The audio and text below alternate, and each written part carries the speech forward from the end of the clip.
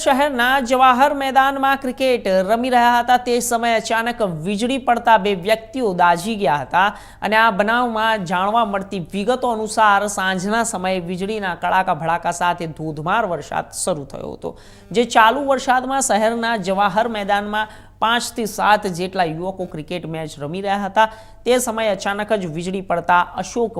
બાલાભાઈ ડાભી અને ખેગારભાઈ મકવાણા નામના વ્યક્તિને વીજળી પડવાના કારણે ઈજા પહોંચી હતી। બંને સારવાર માટે સટી હોસ્પિટલ ખસેડવામાં આવ્યા હતા અને આ સાથે ધોધા તાલુકાના કરેડા ગામે નયનાબેન જાદવ નામના મહિલા પોતાના ઘરે હતા તે સમયે વીજળી પડવાના કારણે દાઝી ગયા હતા અને આમ ભાવનગર જિલ્લામાં કુદરતી આફતના કારણે વીજળી પડવાથી મહિલા સહિત 3 લોકો દાઝી ગયા હતા।